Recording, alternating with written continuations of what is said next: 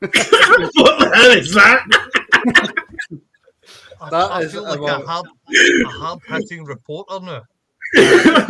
That's our intermediate intro, because for some reason the music intro we've been using for the last year and a half now seems to be getting some kind of copyright strike. So we have to use that, unfortunately. I get the fright of my life there. I thought it was the wrong thing.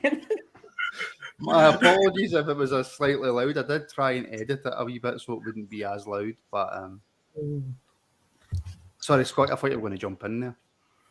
I'm speechless. Yeah, you couldn't give me a warning that was going to happen, but yeah, that's incredible. Yeah, everybody in the comments, let us know what you think about the music. I know what I think. Strobe lighting on. Yeah, I know what I think. But yeah, everybody in the comments, let us know what you think of the music. Yeah, hello and welcome. Welcome along to the Rangers Rabble. This is a preview of the Liverpool game, although we'll go over the weekend's football and anything else that you guys in the comments want to talk about. But it is, of course, also the phone in. That'll be going live shortly. Be good to get your thoughts and opinions on the weekend's game. I've seen a few people's thoughts and opinions on the game on Wednesday, which worries me slightly that people are maybe getting a wee bit too ahead of themselves. But yeah. So tonight I'm joined by Mark. Welcome along, Mark. How are you?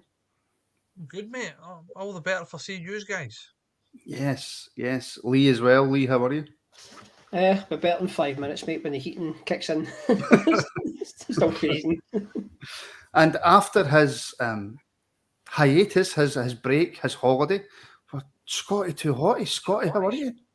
Oh, you make me blush. I'm good. I actually started my Monday with a bit of a spa morning. No. Yeah, so I'm feeling super refreshed. I've had my beard done. I had a face mask, and they did this like weird thing with wax, and they shoved it up my nose and in my ears and pulled out all this hair. So I'm feeling like a new man. That sounds extraordinarily painful. Surprisingly not. It's not at all. No. I mean, there's nothing wrong with taking care of yourself, man. No. Well, I wouldn't know. Listen, it's World Mental Health Day, and you do what you can to get through whatever we can, whatever struggles we can. So, yes, it was something I was going to bring up, and obviously you didn't get the agenda, Scotty. No. What? No, is that thing that you tried to send through from your 1997 WhatsApp? God, what age was that? 1997? I don't know. Yeah, it is World Mental Health Day. As always, our DMs are open 365 days a year for anybody who wants to get in contact. I've had a lot of messages, Mark, over since we've started this to say that this podcast itself is a good way for people to. It helps them through tough times that they're going through. 100% echo that, mate. See if anybody out there, any fans feeling down, feeling blue, or just just wants to shoot a shit, can DM me anytime they like. I'll easy have a chat. I'll even if it's that bad and you need to phone me, well, we'll sort something out. But as I said, talk to somebody if you're feeling down. It helps to talk. A problem shared is a problem halved. Absolutely. I wouldn't advise phoning, Mark, because you will be on the phone forever. Not that that's a bad thing, Mark. Not that that's a bad thing. To talk. No. I think that's why everybody in the WhatsApp group, when I phone, they just don't answer. Nobody answers the phone. I answer because I'm looking for somebody to talk to. That's true. That is very, very true. So, like I said, yes, Scotty. You put me on mute. Yes. But remember that time, like a couple of days ago, you said, "Could someone phone me quickly?" And I think it was actually Lee and I that actually called you, and you didn't even answer the phone. I put in the group chat, "Can you give us a quick call?" 2 people phone him and he refuses to answer. Well, I mean, that's because somebody had already beat you to it. It's all common courtesy, mate, Yes, that's very true. That is very true. But yes, like I say, the phone lines are open 0141 628 7237 to have your say on anything Rangers. And I do believe we have our first call of the evening, and it's Max. Max, how you doing? Fucking miserable, mate. How you doing? Probably slightly better than miserable. but not far off it. What would you like to talk about? Lee's fucking jacket, can he not take it off? Is his heating still not working? Mate, give it 10, 15 minutes. Look, I've even got it beside me. I've figured out how to work it. The heating's on. Yeah. Give it 10, 15 minutes. The I jacket will be how off. to work it. I don't know how to work mine either. It's just mine's just stuck on.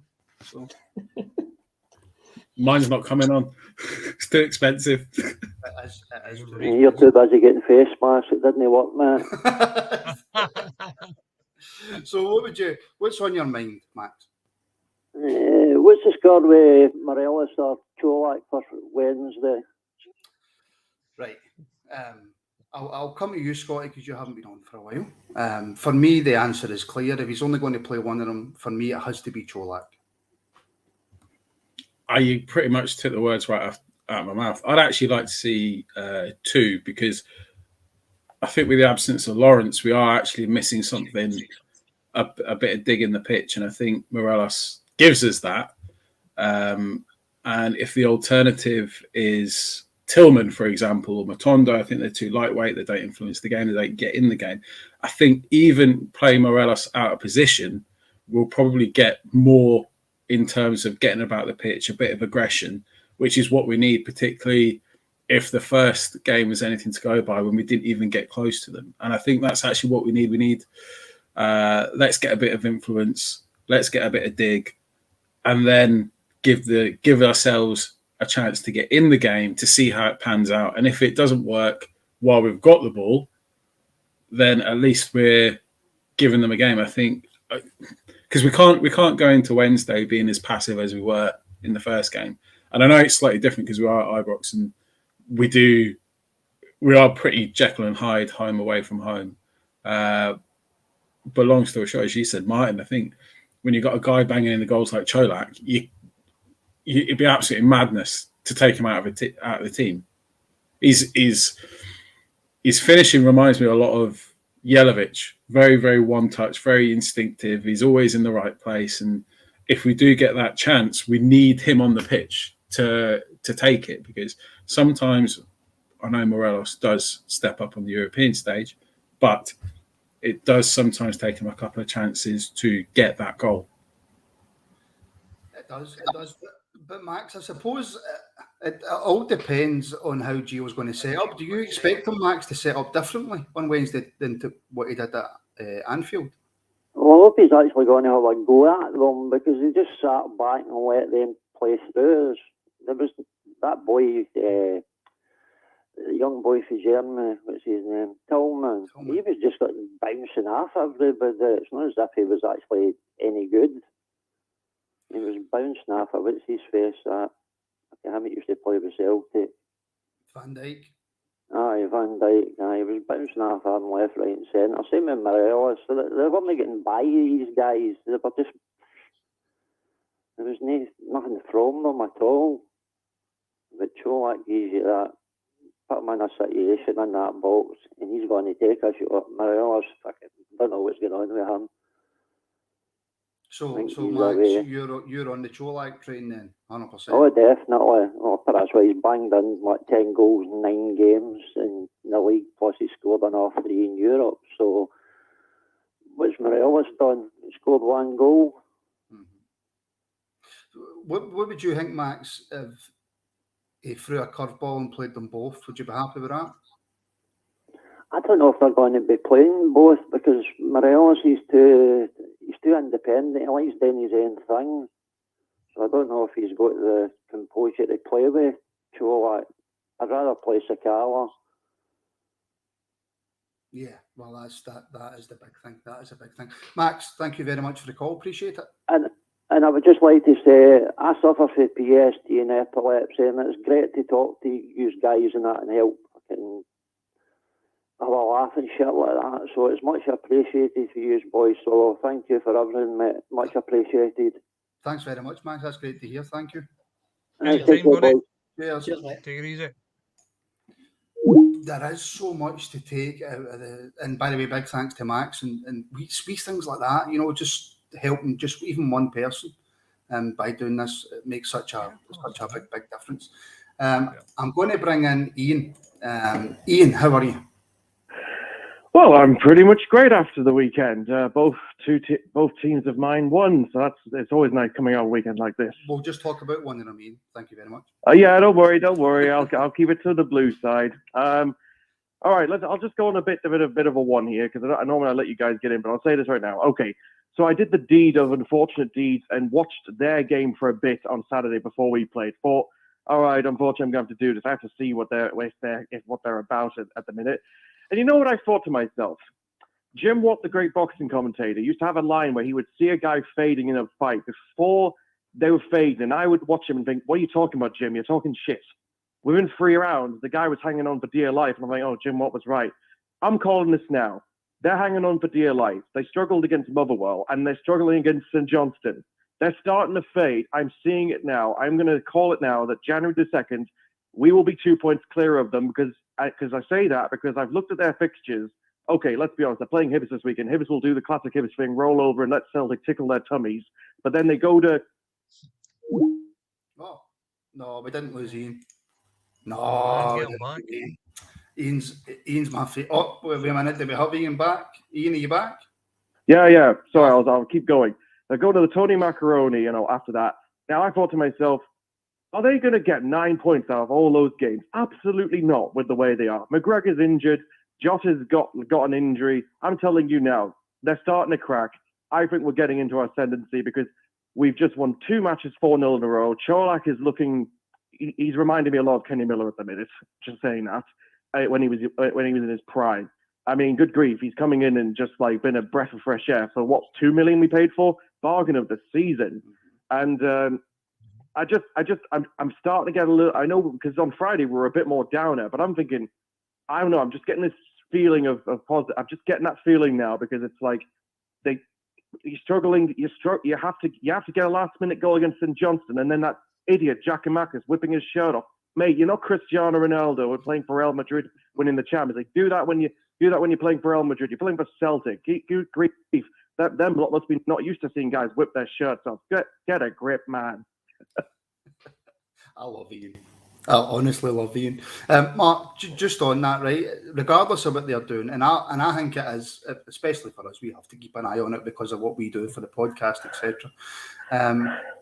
That doesn't matter if we don't keep going, Mark. Yeah. And if the last kind of 2 games, away at Tynecastle 4-0, home to St Mirren 4-0, has that gave you a bit more confidence?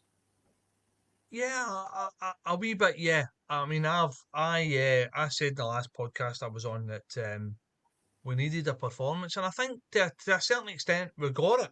I mean, 4-0, played well, shared the goals amongst them. Done everything right. I thought that our defence looked pretty solid. I think Davies gives us a good balance as well. So it's positive. It was more positive than it has been. So, as I said, Hearts, not the easiest place to go. And St Mirren have been flying at the minute. So, yeah, you've got to take the positives from it. See if we keep doing that level of performance for the rest of the season, we'll win that league. Easy. I think Ian's positivity rubs off on everybody, doesn't it? Yeah, so Ian, I'm going to ask you then about Wednesday. Make me confident about Wednesday. Oh, it's 4-1's coming. We're going to batter them. Come on, Arsenal are the most overrated team in the Premier League, and they made Arsenal look great. Arsenal are just going to get gassed up, and then they're going to blow it halfway through the season. That's what Arsenal do. Don't worry, the 4-0, the Cholak's going to play. He's going to get his hat-trick, and then whoever plays midfield is going to... Ryan Jack's going to score a screamer, and Ibrox is going to go mad. Trent Alexander-Arnold is going to be made to look overrated. Don't worry, it's happening. It's happening. Believe. I mean, Lee... First of all, before I ask you about Wednesday, Lee, how good is he? Oh, mate, I think we should give him a permanent spot in the pod. Honestly, do you think we would ever have a negative pod again in our life if we had Ian on? Honestly, imagine any situation, brilliant. Oh, mate, that's box office, mate. I think we need to make that happen. Box office. Right, Lee. Ian says 4-1. I like his confidence. I do. I appreciate your confidence. I'm far more confident for the game now than I was on Friday. I'll tell you that.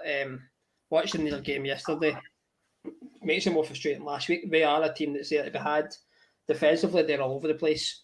I think I understand that maybe Alexander Arnold might be injured for this game, which is probably goes against us, because I think that would have been a weak point for them, just attacking them. But they do, mate. They look painfully average. And what they done to us last week, what was our downfall, was they pressed us and we didn't have really an idea what to do. And I thought that was our downfall with that.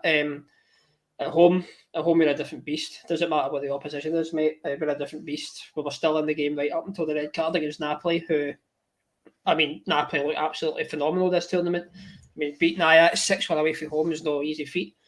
So, mate, I think I'm confident. Maybe no 4-1, but maybe like a 2-1 for us if we play at the best of our ability and we get the 12th man as well behind us for the fans. So, final thoughts for you, Ian, before I let you go?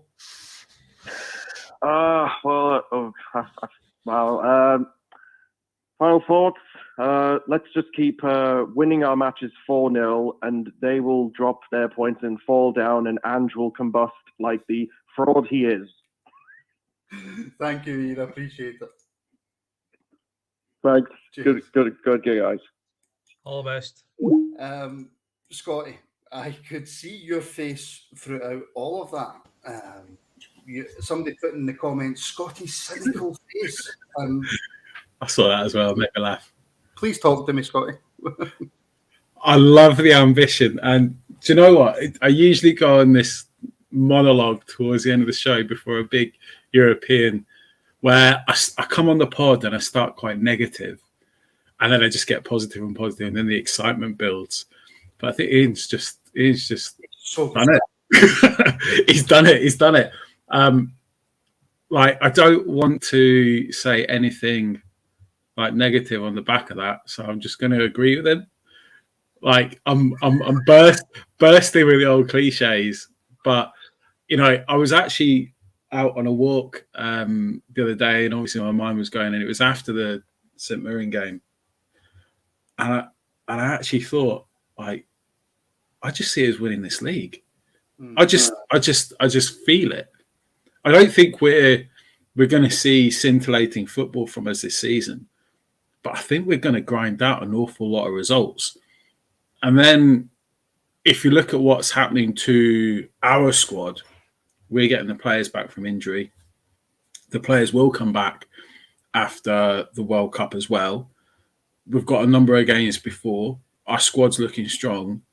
And then you compare it to them lot, who, as Ian says, they're I think I read someone said they're a Kyogo injury from requesting the World Cup get brought forward. So, like, they are.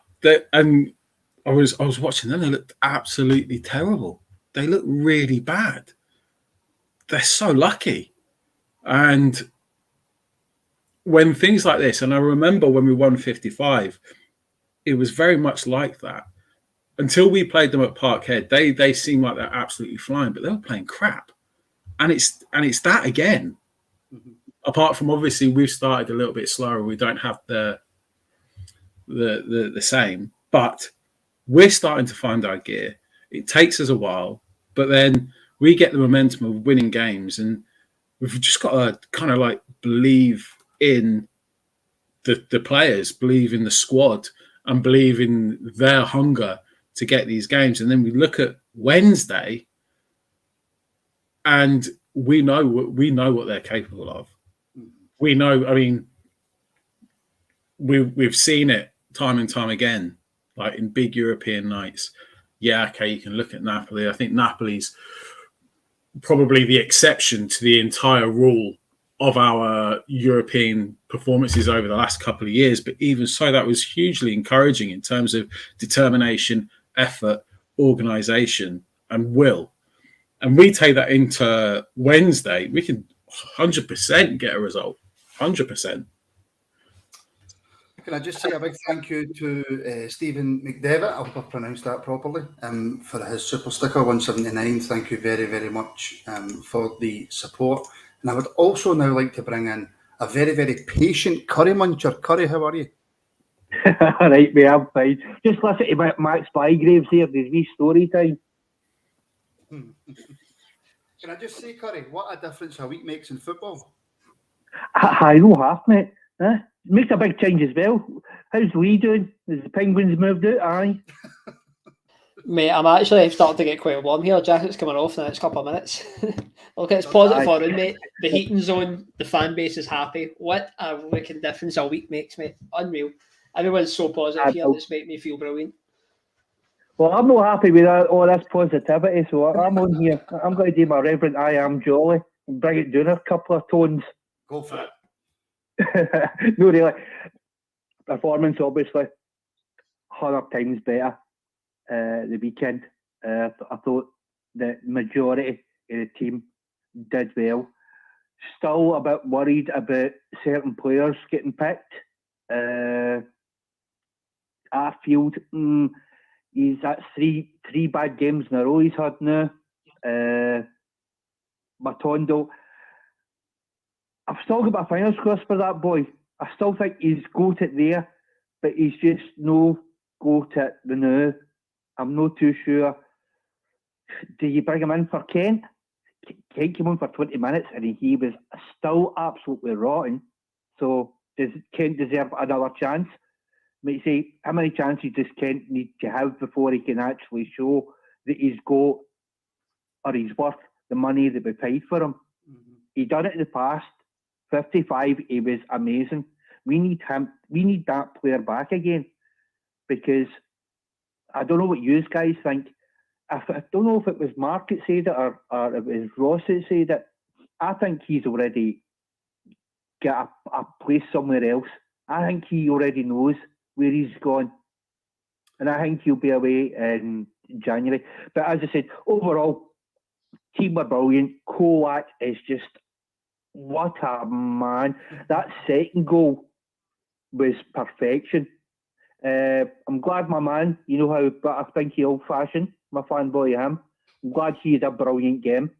Goldson looking so much better with Davies beside him. Something I thought I would never say because I can't stand Goldson, but obviously the last 3 games I think it is for Goldson, and Davies has been beside him. He's been playing. He has been playing really, really good. Who else? Oh God, I think I need to hang your head in shame with Griggsy. Again, he pulled up another couple of good saves. He's made us all look like Muppets, basically. He's absolutely made us look like Muppets because we thought he was down and out. I hope he can still keep his form for the rest of the season, or until such times that we get a goal, hopefully get a proper second goalie in January. That's about it, guys. I think what Ian was saying, fingers crossed, I think we might be able to pull it off this year for the league. Wednesday, the best I'm looking for is a bit of fight. Have a go. If you get beat 4-0 again, so what? At least have a go. But I'll tell you what, see if we do have a go, I think we'll have a chance.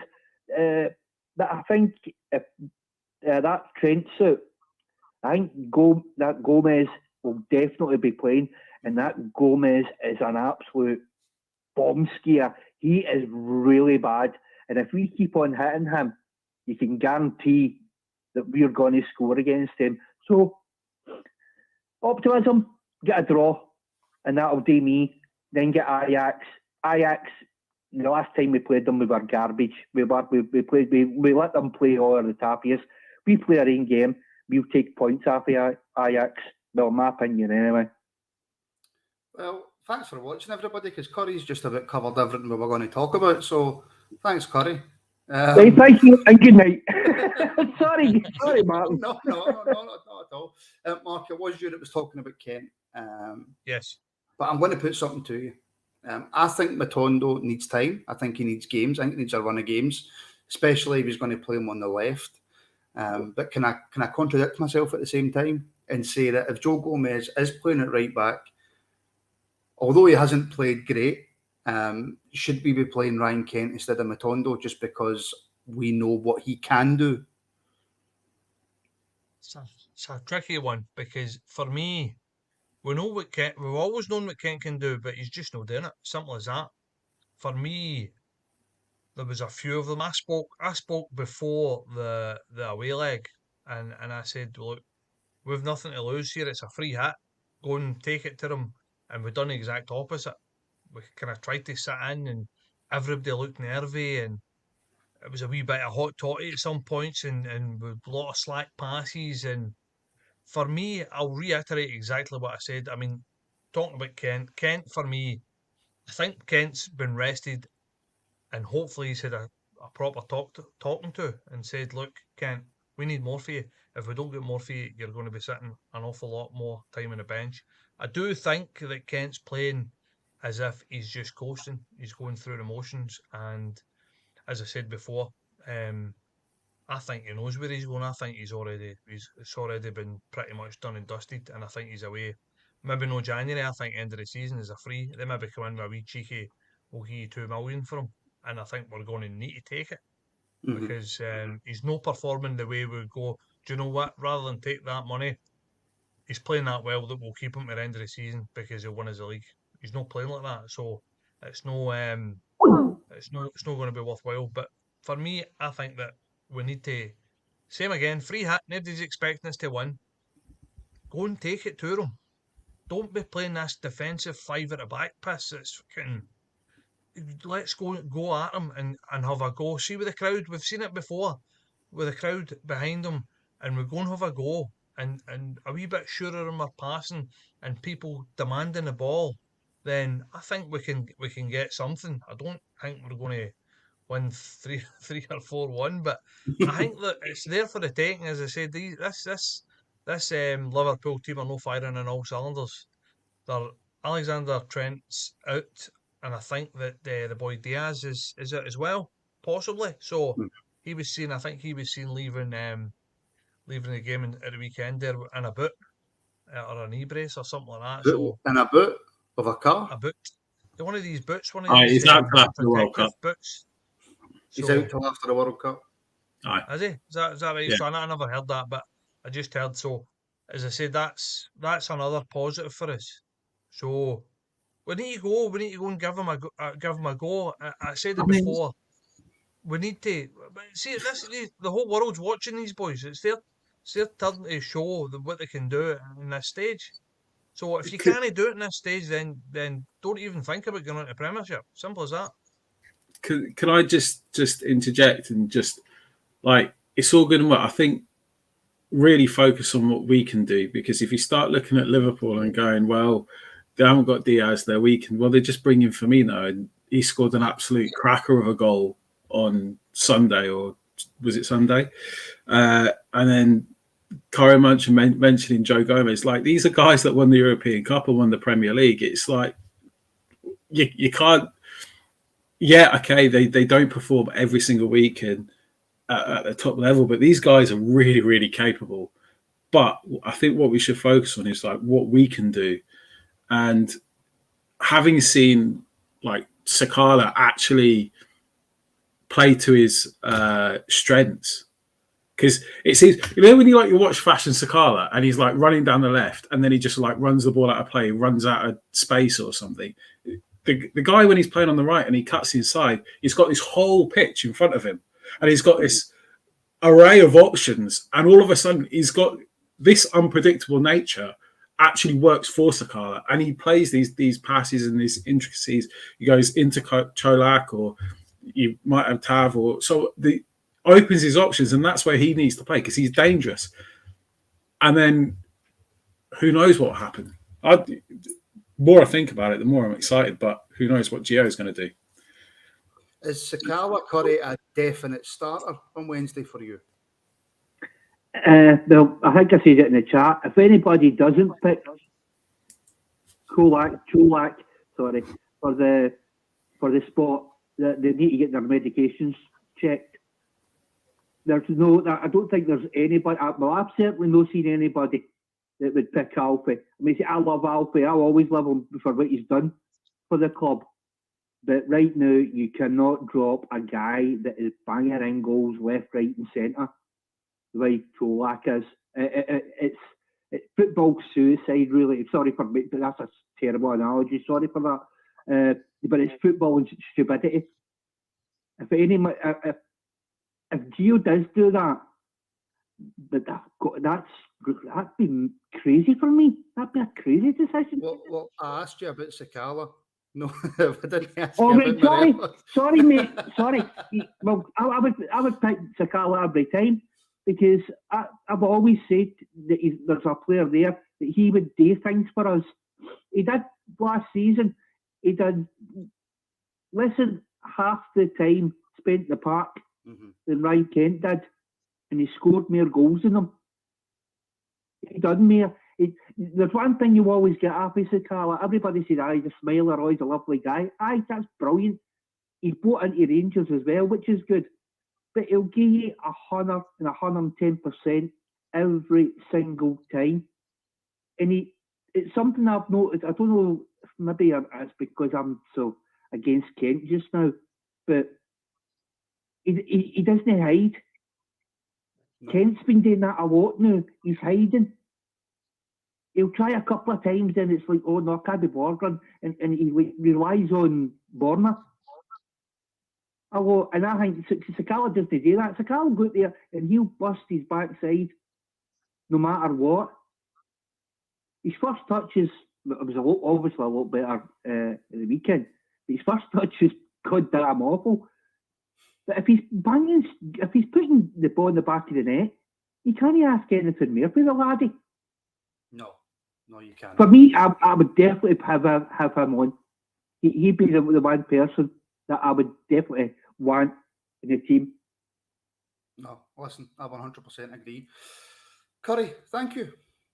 Yeah, but can I just say one thing, yeah. Martin?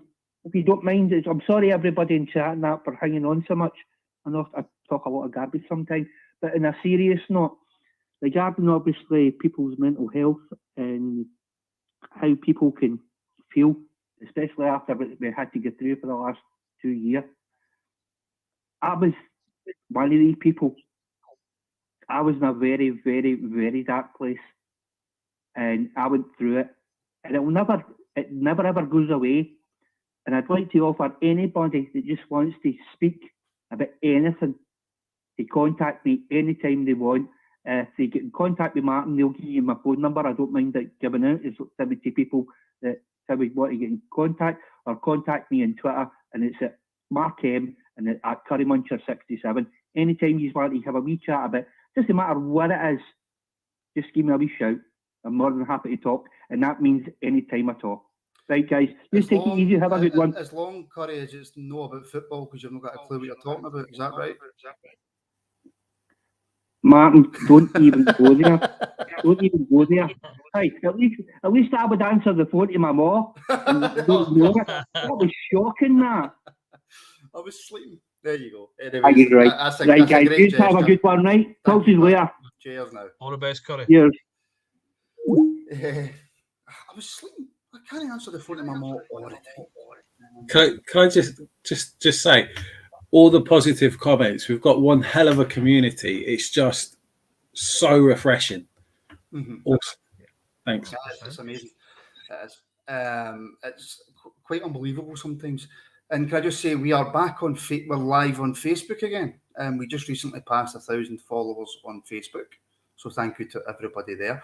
Do get your comments in on Facebook, because it does come up. Get your comments on YouTube and on Twitter as well. It's difficult for me to keep an eye on the comments and take the phone calls in at the same time and ask the guys questions, because I'm not the greatest at multitasking, but I will try my best. Please do like and subscribe if you're watching on YouTube. Likes really help share the podcast, and of course the more subscribers we get, and the more the podcast gets shared as well.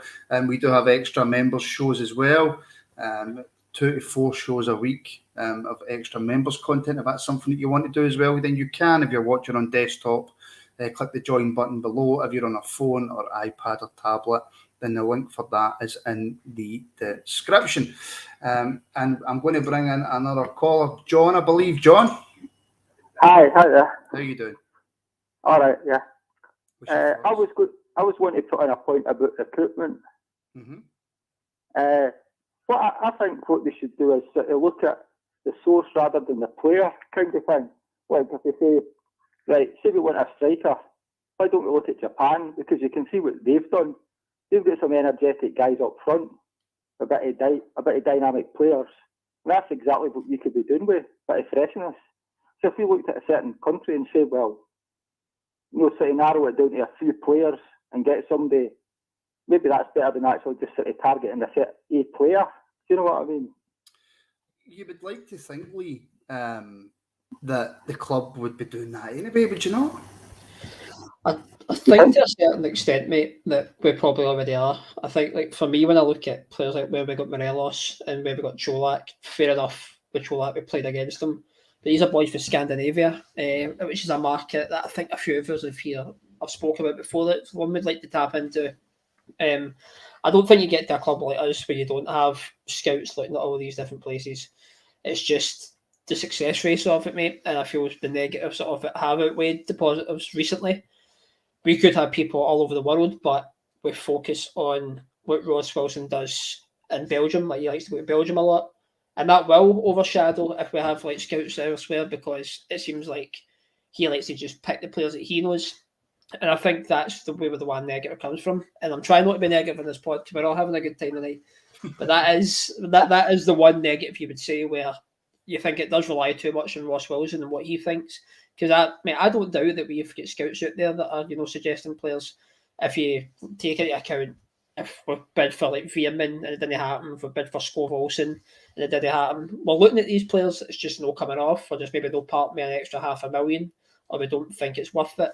So I do think we have got a scouting network there. Maybe we're not using it to the best of our ability, and maybe that is also hindered by the fact that, for me, Ross Wilson's ego kind of hinders it as well. But no, I do think that we do have people out there. Well, on the point John's making, Mark, then I suppose he's right in a sense that we've went for X amount of players and say 30% of their players have worked. So Rangers really should be looking to broaden the scope. Yeah, 100%. I think that you've got to, I think, look at all markets. I don't really care where it is. As I said, obscure markets, you will get wee gems here and there, which we've proved in the past. The Belgian thing, I think, for us, what kind of narrows our market down is what you're getting for your money. So I think that the Belgian market is kind of that kind of price range where we can afford a player. I mean, even some of the Dutch market, it's just showing you that that's maybe just a wee bit too much, too far out of our price range.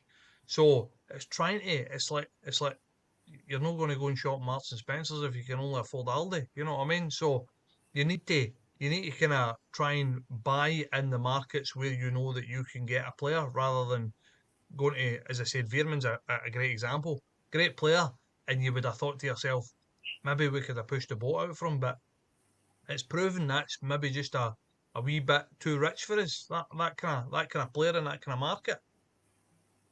But by all means, I think, I mean, even Brazil, the Germans constantly bringing players in for Brazil and in the German market, and it seems to work. I mean, we've never ever really brought anybody for that neck of the woods, or that's South America. We've had a couple of good South American players, but I don't know why we're not get scouts over there, because there's gems. It's been proven time and time again that there's gems in the South American market as well.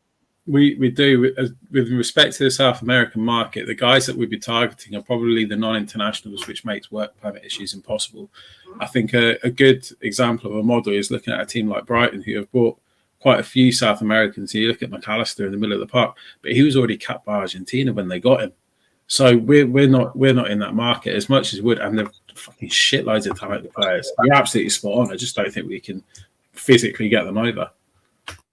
So that's the thing, and it's just the kind of pulls you, the pond you're fishing in, as the saying goes. It's hard because obviously we've not really got that money to just go and bully a team and say, right, we're taking them. See how on that point with the South American boys and work permits, there's no like talk that after Brexit it was easier for us to obtain work permits for these players, especially compared to England and that. So it could be a market that we maybe just on the diving into when we should be, because from what I have heard and what I think I've read it before, that it is a lot easier to get a work permit now.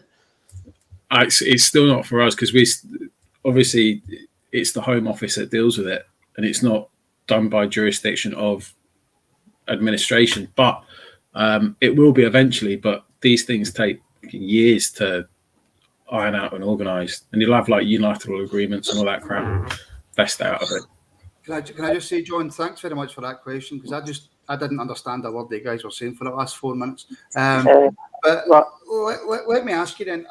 I take what the guys are saying, that certain markets are going to be far more difficult for us, depending on work permits, etc.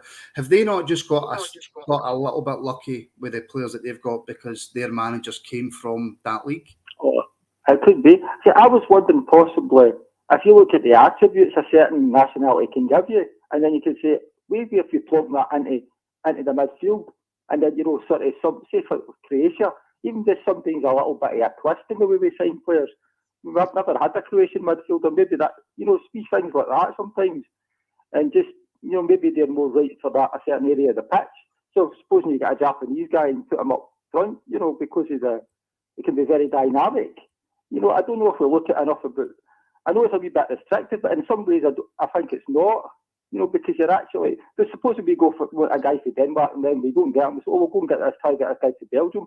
Sometimes that's a wee bit kind of haphazard, and maybe if you totally analyse a particular type of player, you may be better just going for a particular nationality for a particular area of the pitch. For a couple of players, see how it goes. I mean, one of them might work out, but then you've always got that danger. There's always a risk with any signing. That sounds awfully Moneyball to me. Am I picking that up? Is that kind of almost? I know what you're coming from, Martin. But the interesting thing is when you talk about like Japanese players and being dynamic, for every Kyogo, there's like 10 Maedas. So I look at them and they're Japanese players. They've only got 2 that have really worked out, and they're remarkably lucky. And whether they work out long term or not is a different thing. I think it's really interesting. I've always thought this, when you have like the athletic guys in the middle, and you kind of got to be careful how you phrase this, but the athletic type in the middle of the park, and you could go down that route, and the technical players come from one region of Europe, and you typically get that, but that's through perhaps nurture rather than nature as well. So like I'm really intrigued by the Croatian market, definitely, because we have had success. So, and we've seen players, quality players, that if you've known much about like Balkan football, that are really starting to come to the fore, that we've like completely missed out on, which were at one point in our remit, which is a bit of a shame. But I like that idea. I do like it. I don't know if it works in practicality. Just like, because like, if you think, we had, for example, Lasana Koulibaly in the middle of the park, and Steven Gerrard called him a destroyer. And we were all expecting this kind of Kante kind of guy running about the middle of the park. It didn't work out. But in theory, he had all the attributes to do that. It just didn't work out because ultimately I don't think he was just good enough for us at that time. John, we could probably talk about this all night. It's a really good point. That is a very, very good point. But before I let you go, John, what's your thoughts for Wednesday? I'll go 2 weeks. 2 weeks? Yeah. Do you see Gio changing much in terms of the away game at Anfield, or do you think it will be relatively the same kind of pattern? With a Sakala start, I think Sakala starting, I think that'll be the one change. Well, we'll call it Cholak. Sakala and Cholak, yeah. Nah, it has to be. If Cholak doesn't start, then there's going to be some serious questions asked. John, mate, great call. Thank you. Okay, right. Cheers. See, I love it when you get a call for left field and you've got absolutely, and it blows your mind. I just seen wee Scottish face light up. A wee bit to get through. Hold on, I get all this up. Stephen McDevitt again, who's put in 3 super chats now. Thank you very much, Stephen. We've got a new member that'll come in a second as well. 3 youngsters coming into the first team next year that half of the signings top up on them and get rid of the deadwood. I'll come to you in a wee second for that. Where is it? Alan Ferguson. New member, welcome, Alan, and thank you very much for joining the Rabble community, which is getting closer and closer to 150 every single day. I'll touch on this very, very quickly. In terms of signing new players, we are a fan base who want to win every game, want to win every league, want to win every European game, but we also at the same time want to bring through youth players as well, and at the same time spend 10, 15, 20 million in the transfer market. So we have to be very, very careful going forward, do we not? Because we need to see the likes of your McCanns and your Lowrys get a chance. Aye, mate, I'm fully in the camp of like getting these boys a chance. Like we've seen Leon King stroll up to Liverpool, and fair enough, we get bet, but the boy looked competent in the game. The end of last season, we were all raving about Alex Lowry. Unfortunately, he got the injury, but again, he's a boy that probably would walk into the midfield once he's back and fully fit. You can understand like the frustrations because we all want to see big money signings, and like people like we go back to that whole market thing where people were complaining that, oh, Gio's Dutch, how has he not brought any Dutch players in? But again, that's a market where it probably is out of our price range. This is why we do look at the Croatian markets, because we know these. And you pick up the gems for 2-3 million. I remember there was a boy, Lovro Maher, who could have cost 2 million at the time. But the one that got away, he looks like he's a superstar now. But on the youth, like I said, I've been firmly in the camp that I think these boys should be getting more and more game time. A couple of weeks ago, where admittedly, I was more pessimistic about the campaign, where I was ready to chuck the ball in and just be like, this is the season for bleeding them in now, because I just didn't see where the season was going. These boys are good enough. And what you get with them, we talk about application, we talk about attitude. These are all boys who get it as well. Leon King will be the future Rangers captain, mate. Like, I have no doubt about that. He's going to be a big dominant centre-back. And I think the fans, especially this season, from what I've seen on this pod, are becoming more accepting of the idea of like bleeding these boys in. And that's the way it should be, because if we want to become a sustainable club, we're not going to get lucky all the time and get a Bassi for 300k and sell him for 20 million. That's an anomaly, mate. Like, as much as we want to, have that sustainable model, I doubt that will happen again for a while. So these boys are, in the end, like, we want them to stay at Rangers for their entire career, because they are Rangers boys, but these are also the boys that are going to make Turners a huge profit in the future, because like we're saying, if Leon King's competent at this age in Liverpool, he'll become a superstar at us, same with Lowry, and Charlie McCann's no far behind them. So just on that basis alone, that's why I believe like going down the youth route is better now. I'm always going to want a marquee signing, but I'm now more like acceptable to seeing these boys come in, because we're not just giving them a chance because they are youth, we're giving them the chance because they're more than capable of doing the job. Yeah. So like, why would we not bring them in? We've got boys here who could, like when Arfield and Davis more than likely leave at the end of next season, to ready replacements and Lowry and McCann, and that's not going to cost you millions. And we're always dead aware now of what we're spending, and we have to be in that sense, because we don't want to spend outside our means again. So that helps in more than one way, mate. That helps financially, that helps on the park, and it's just good for us to see these players come through. And it's like, it makes you feel like you've like grew up with them for the Rangers journey, because you've seen them for the youth, you've seen them grow up, and they're in the first team, and you get a better feeling. I feel like it's still hard to explain. It's like if Alex Lowry scored a goal, you feel, you know what I mean? It's like, oh, he's a boy that came through the academy rather than a player that you bought in. Aye, it's pride, mate. That's the word. Pride. Yeah, absolutely. We could again talk about that forever, but we don't have the time, because Scotty, there was a question I wanted to ask you, because I've not spoke to you for a while. I said at the start of the show, last couple of games in the league we've won 4-0, tough away game at Hearts, and then a game we should be winning, but one of the form teams in the league, St Mirren. Has Gio changed anything in terms of tactics, formation, or is it just simply about the players that have come in, players that have been dropped, or is there no rhyme or reason to why the performances and the form has picked up so drastically? I think the players came back from the international break a little bit refreshed and ready to go. I think they had a word with themselves.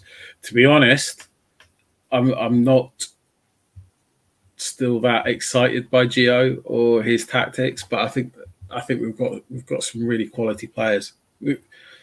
I've always thought individually we've excelled rather than as a team under Gio, if that makes sense. And maybe there'll be, as games go on and as the positivity grows and as the form gets better, not to say the form isn't good, just as it gets better, because I think we will pick up and we will keep going and we'll put in some great displays and grind out some really tough results. We'll see it actually on the pitch. But in terms of, I still kind of sit there and wonder what our identity and style is. And maybe someone else can shed that light, and maybe I'm not the right person to answer the question because I don't see it. And maybe someone else does. Do you have to have an identity, Scotty, to be? You need to, it's, as long as you win, no. If we, I've always said there's no pictures on the scorecard. You know, it's an old golf expression, whatever. But like, if you come to the end of the season and you've won the league and you've won 2 cups, who gives a toss how you're playing? Like, honestly, I just want to win. But see, when you're not winning and you can't understand what direction that we're going in, that's when it raises questions. But there's no better time to fix your roof while the sun's shining. Do you know what I mean? So when it is good, we still should be asking the questions. Maybe not in such a aggressive manner as we might have done a few weeks ago. But like the fundamentals still remain the same. And like I'm still positive. Like as I said, I was like, after the St Mirren game, I was like going for a walk, and I just have this like feeling that these players will grind out results and they will get us to where we want to go. But just see, when you're coming up against the level of opposition, particularly in Europe or even across the city, where we do get absolutely gubbed, and you're like, well, what game plan did we go there with? What structure? And you're asking those questions. That's what I want to see, because in theory, we should be able to rock up with our resources, 11 guys on the park, and beat everyone in the league, especially at Ibrox. So it shouldn't really be a surprise, and it shouldn't really be that much of a pat on the back that we are doing so, because we should. We absolutely should. That is what we do. That is our standard. That is our benchmark. And we are doing it, so it feels good. But I want to see us take on. I want to see us punch above our level, because we are capable of doing it, because we've done it last season. But for some reason, watching the team last season to this team and the structure, particularly against higher quality opposition, it seems to be missing. So we are asking the question, but I'm still positive. I don't sound it. Mark, 2 comments, right?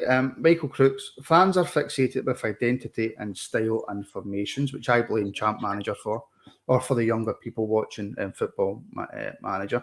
And Reddy says playing with a style usually means better results.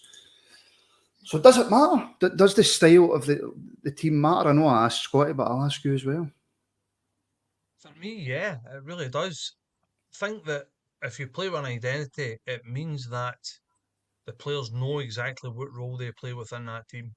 So they're a cog, and they know that if that person isn't doing that specific job, then you can replace them with somebody. Under Gerrard, we've done that. We could replace them with like for like, and we never really dropped in intensity or quality. So for me, if you play with an identity, everybody's all singing for the same hymn sheet. And I think that this season sometimes we look as if we're not singing for the same hymn sheet. It's as if a couple of players never get the memo, and some of them did, and it looks disjointed sometimes. So for me, the formation and the style and the identity definitely makes you a better team and a better player. As I said, if you know exactly what you're doing, i.e., if you're a centre forward and you know that our style, you need to drop deep and link play, then if you're not doing that, the whole team's not going to function. So I think that is important for me. I know that we're getting hung up on it. I know that because in Sky Sports nowadays they've got wee diagrams and they've got computer screens and they move and highlight players and stuff like that. But do you know what? It gives you a better understanding of the game. But it's a must. Identity is a must. Whether it's for a counter-attacking team, whether it's for a defensive team. But I don't think any of us can say what kind of style we play or what our identity is. And even, I mean, there isn't such an identity as a flexible team that makes formations and changes mid-game and can change from game to game. But as I said, that's not really, or maybe that's what we're trying, but it doesn't look as if that's what we're trying. So, as I said, we need to all be singing for the same hymn sheet, and I don't think we are currently. We're starting to progress, as I said, and I said it with the St Mirren game, we needed a performance. And do you know what? We got it. We got it to a certain extent. I'm not saying we were great. I would say we were professional and we were clinical against St Mirren, and but we need it. For me, all teams need some sort of identity. Right, just very quickly before we finish up on Liverpool, Lee, I want to mention one player who came back from international duty, and for me anyway, seems to be the rock, I think, that's helping this team, especially against the likes of Hearts and St Mirren. Ryan Jack gets a bit of a shit for certain people just because of his injury record, but for me, I think personally, since Ryan Jack's came back, we have looked a much better team. See, with Ryan Jack, this kind of like leans into the identity thing with me, because to an extent, you could argue that Gio does have one, and it's keep the zero. And that's what Ryan Jack's good at. Ryan Jack, he helps solidify our midfield. He helps strengthen it. Him and Lundstrom together. The amount of times we maybe complain about having two holding midfielders at home, but the last two games we've had Jack Lundstrom in the middle has been probably our two best performances of the season. Mm-hmm. So like Ryan Jack's came back like a man possessed, mate. I think it was the Belgian game away against Union, where I thought, this looks like he's himself one of the players that could be done. He just looks so off the pace, but he's come back himself, and he just looks refreshed. And it like this whole idea of some players were not singing for the same hymn sheet, that could just be due to personnel. That could be the likes of we've been relying with persistent McKent, who doesn't look at it. But then we bring back in Sakala, who wants to try it, like who's up for it. Ryan Jack, who's up for it. And that could be like why they like the turns and fortune. Like, I don't like the whole identity thing for me. Realize it's important for the eyes, because as supporters we don't want to be bored watching football.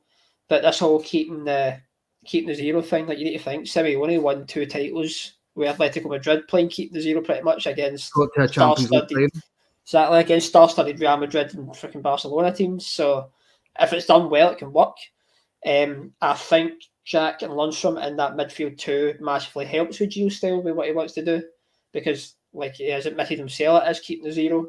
I think maybe the last couple of weeks he's became more open to the idea that he has to play a bit more attacking football, because we are Rangers. We can't sit back and just rely on these dead defensive performances. Fair enough, maybe in Europe that's the way you're going to go, but in the league it doesn't really sit. Mm-hmm. He's not been helped, mate. Team wise, Ben Davis has been out for a good part of it. He's come in, and like we say, he's making corner goals like he was in the 55 season, even in the run in Europe last year. It helps having that natural left-footed player beside him. Lawrence has been out injured himself. He was one of the bigger players at the start of the season, so it has hindered him in that sense. But in terms of, I've went way off tangent with Ryan Jack, but I think Ryan Jack, like the return of him to the team, is one of the main reasons why we are starting to look so good again, because I think Ryan Jack's the best midfielder at the club, mate. Regardless of what form Lundstrom or that on, I think Ryan Jack is our best player, and it's great to have him back. That's just because I think it's now shown in like the performances he has. When he's playing well, we can play well. Don't you love it when you're making a point and Scotty has that wee smile that he puts on when you've made a point, because you know that he completely disagrees with you. Scotty, just on this very quickly, I watched the Scotland game and I've actually forgot who they were playing. I think it was Ukraine. Ryan Jack was playing in the middle of the park, made Scotland look so much better. He made Callum McGregor look a lot better, and I just think he has that ability. And look, we've had this conversation 1,000 times. But I just think he has that ability to make everybody else run about and feel more safe. Yeah, I think we've got to use him wisely, because there's a pattern that goes with Ryan Jack. Let's say it starts when he comes back from injury and he'll play 10 games and he'll play them unbelievable. And then he starts to tire and dip off, and then that's when he gets another injury. See, I think we just need to be careful how we utilise him, a little bit like how we utilise Davis. But undoubted, I completely agree with what Lee's saying. Like, we are a better team with him in. But I think that's just because his awareness and he knits everything so well together. But I've seen him have some absolute stinkers, and I wouldn't go as far as say he's the best midfielder at the club. I mean, there's arguments and merits for every team. In his position, Scotty? There's arguments and merits for everyone, because I really want to get Kamara back to the player that we know he can be, because it's all ifs and buts. Like, if we see the last 6 months of last season with Lundstrom, then he's by far the best midfielder in the club. So there's merits for everyone. I wouldn't nail my colours and say Ryan Jack is, and I just think we do have a really talented squad, but for some reason, for the first few weeks of the season, as Mark said, we didn't have an identity and we all looked lost, and none of them were singing from the same hymn sheet. But you need guys like Jack, because keep using that analogy. He is the minister, the choir master, the I was going to say dictator then, but he's he's the conductor in the middle of the park. So we need him. We need a fit Ryan Jack. We need him to keep going. Definitely. Absolutely, definitely. What was your point with that, sir? That's perfect. See how Absolutely. on your point, Scotty? And you go Mark first. You've not spoken a while. Just jump in just really quickly. For me as well, everything I agree with totally with what Lee and Scotty's both said. But for me as well, big thing with Ryan Jack is what he demands from his teammates. You can see in the park, it demands a lot from everybody that plays around about him. And I think that's maybe lifts the standards a wee bit as well, which in turn makes us tick a wee bit better. That was really my only point. As I said, for me, that's what Ryan Jack does. It demands from the players around about him. You interrupted for that point. It's right. So you touched on it earlier as well, and it's no coincidence that a return to form as well comes the return of Alan McGregor at the back. How much assured does Goldson look, knowing that he's got Alan McGregor behind him? That makes a huge difference in terms of mentality, positioning, confidence. Massive. It doesn't matter how good you are or crap we are with the ball at your feet. If you know if you're a quality goalkeeper, then you've got to play. And we've seen, Davis come in, and Davis and Goldson look pretty good. But again, I put that down to having the confidence in being able to do your stuff as a defender, knowing that Alan McGregor's behind you. So Ryan Jack, Alan McGregor. It's also no coincidence that these guys are probably two of the most vocal in the squad with Connor Goldson. Mm-hmm. And of course, as you mentioned, Scotty, Goldson now does have a proper centre half beside him, a proper left-footed centre half as well. I don't know how much difference that really makes in that position, but I would imagine that it helps. Quick question from Facebook, John Dooley. How much do we miss Tom Lawrence in the European games? I'm going to change that slightly, Mark. How much do we miss Tom Lawrence? I think he's been a big miss. I think for me, it was the only new signing that really hit the ground running. He looked assured, and I think he linked midfield to the forwards really well. So I think he's been a massive miss. It really has. I think we are kind of struggling by trying Tillman there, trying Arfield there. It's no really working. We're trying to kind of stick a wee kind of band-aid over it, but we really do miss him, as I said, and it's strange because he's only been here a few months, but I think that he's in the future, as soon as we get him back, I think he's going to be a massive player for Rangers. I think he's got the potential to kick on and be something proper special. As I say, once he properly falls in love with his club, I think he could be a legend in years to come. Definitely. Massive. And by the way, is it no surprise that our two best signings have been Lawrence and Cholak, and Lawrence is 27 and Cholak's 28? You know what I mean? Who would have thought signing the finished article was a way to go, mate? Who would have thought it? Hey, just finally then on the Liverpool game, I'll come to all three, but I'll start with you, Scotty. What does Gio need to do? What do Rangers need to do to get a result? How do we need to play? I won't ask for for predictions on starting lineups because we have our pre-match build-up an hour before the game. But what do we have to do? We know what we have to do. We've seen it. Like if you look at our European performances last season, they were all a copy of each other. Strong start, aggressive start, on the front foot, fans behind us. It forces the opposition to sit back. How many times did we get that early goal? We saw it. We saw it time and time again. Leipzig, Braga, Cerveda. Like we can do it. We can absolutely do it. And Ibrox is going to be absolutely rocking. And if the play, it doesn't matter. It's like an old fan game. It doesn't matter what formation you play at home. With that crowd behind you, you find your way, you find your feet, you find your place, you find exactly what you're supposed to be doing. Because if you don't, it's a pretty unforgiving place.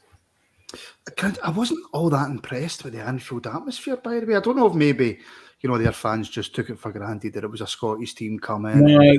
It's been like that for years. If you speak to a Scouser, they recognise the fact that none of the locals are going to the game. It's all pretty much the paparazzi just standing there eating a £20 pizza and with their phone looking for the atmosphere. They're about to see one. Who would have known that would happen in a tourist league? Surprising. Lee, just kind of taking Scottish point. Do us a favour, mate, will you? Can you go to Mark 2 seconds? I need to let the dog out the cage because she's crying and I don't want to interrupt the pod. Okay. Going to Scottish point then, Mark, as Lee goes to let his missus out the cage. Was that joke? Did you just call Lee's missus a dog? I did not. Hold on. I just said Lee was going to let his missus out the cage. I feel like Ross. We need a HR department, Martin. Martin, do you know this is live? Yeah. You can't edit that. I don't edit that. No. Come on, I'm allowed one a year. Come on. I like it. I'm allowed one a year. I would stand by it, Martin. I would stand by it. I'm standing by it. Ross Clark just messaged me to say it was fantastic. I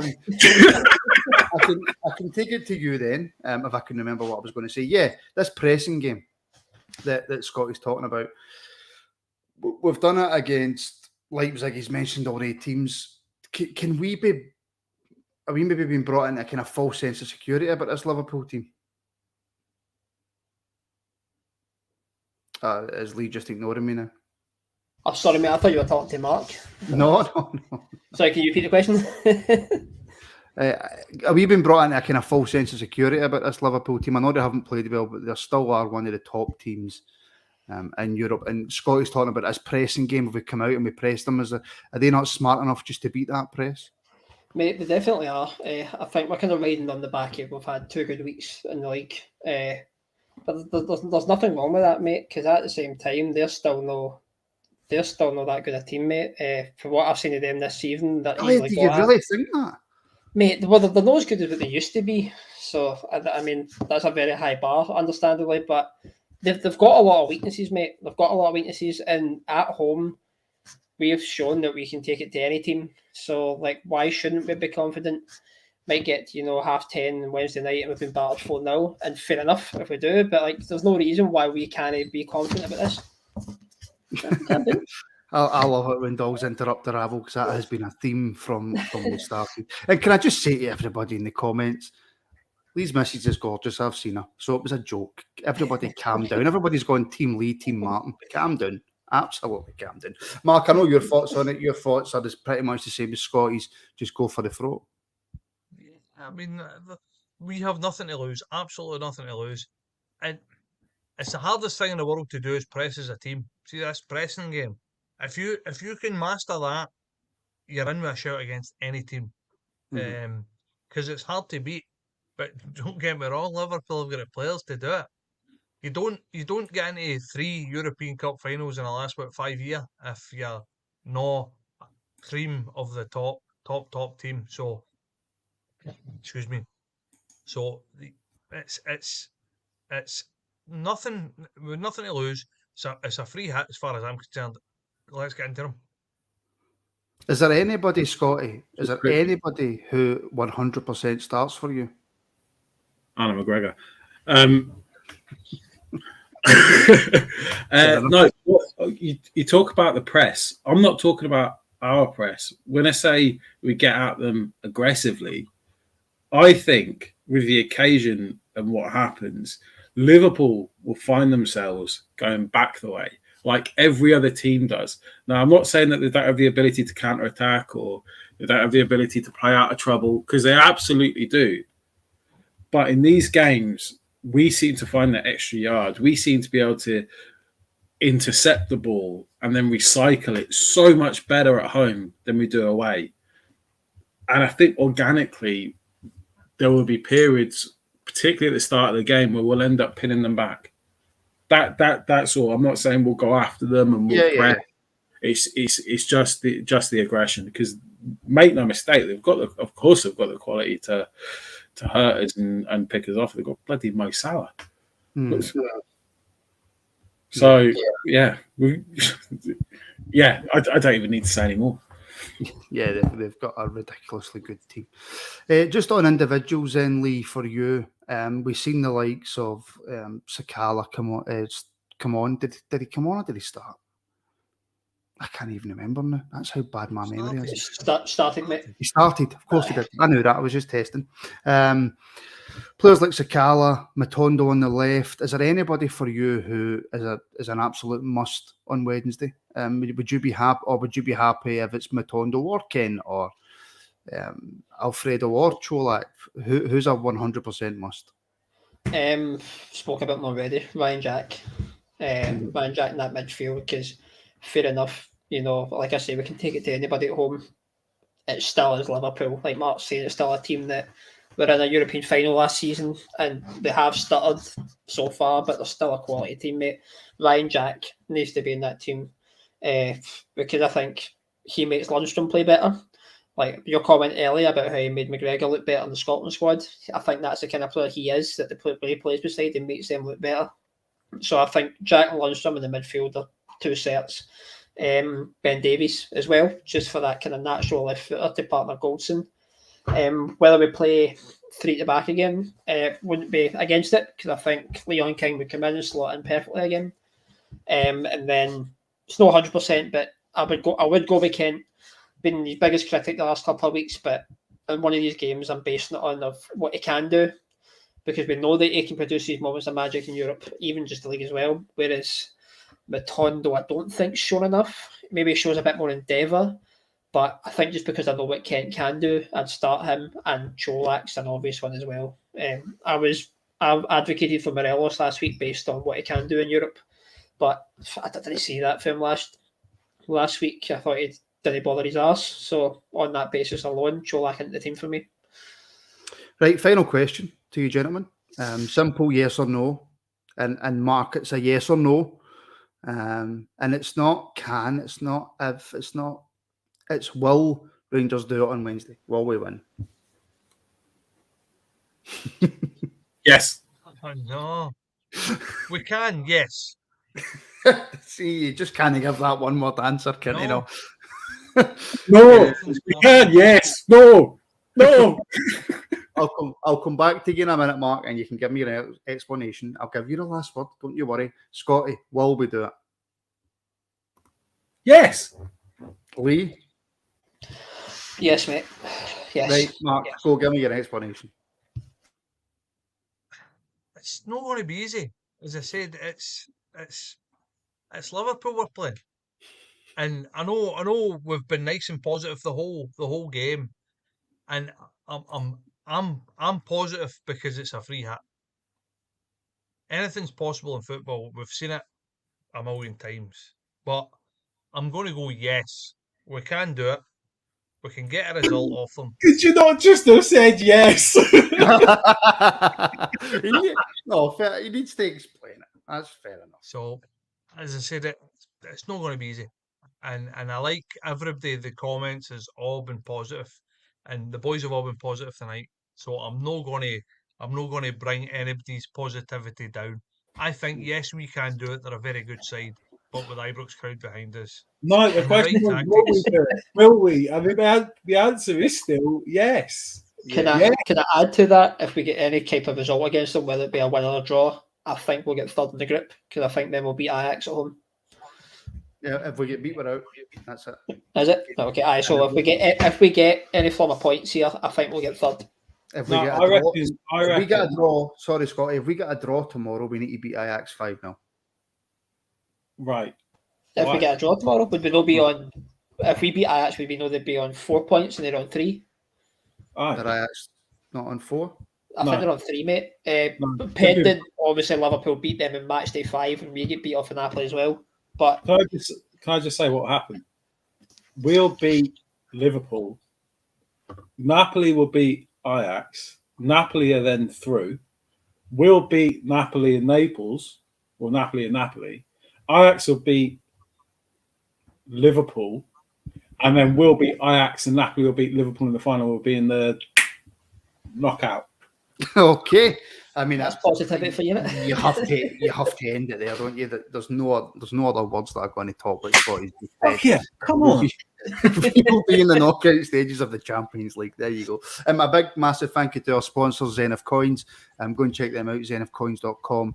Check out all the different stuff they've got on there. Brilliant Rangers range as well. And if you use the code RR10, you will get 10% off your order. Please do like and subscribe if you are watching on YouTube. And of course, you can also become a member. Give us a wee follow if you're watching on Facebook, and a wee follow if you're watching on Twitter. You can follow us on TikTok, Instagram, all that good stuff as well. The members show, the Super 6 show, will be tomorrow night at 8 p.m. We'll be back for build-up an hour before the game on Wednesday. We'll have the halftime show and reaction.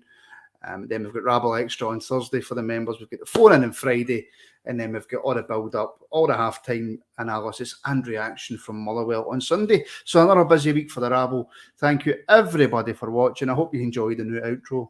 And we'll speak to you all very, very soon.